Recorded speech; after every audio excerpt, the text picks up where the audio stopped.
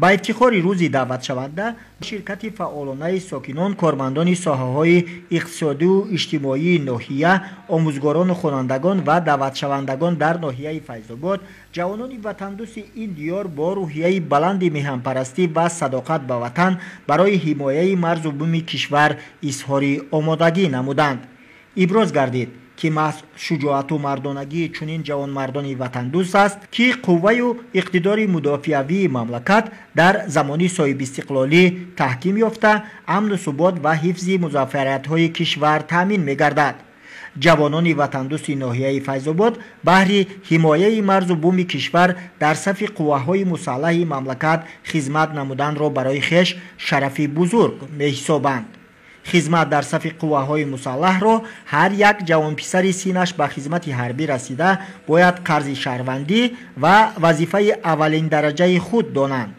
در چاره‌بینی ذکر کرده شد که برای به خدمت حربی جلب نمودن جوانان سهم پدر و مادران، آموزگاران و اهل جامعه بسا بزرگ است.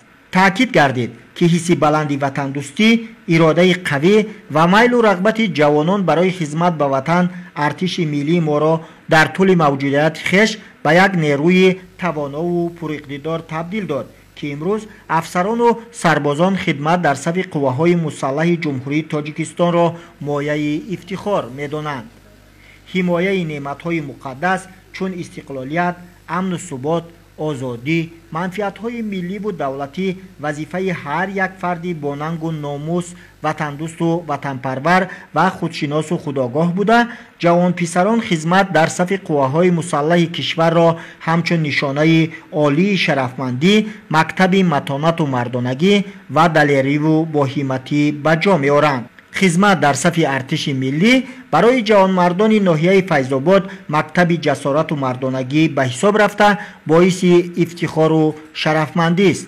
آنها با احساس گرمی وطن دوستی در صف قوه‌های مسلح خدمت مادر وطن را قرض شهروندی خویش دانسته رسالت جوانمردی و وطن دوستی خود را با سربلندی ادا می‌نمایند. محمد علی عبدالکریم شهباز غلامزاده برای برنامه اطلاعاتی اخبار.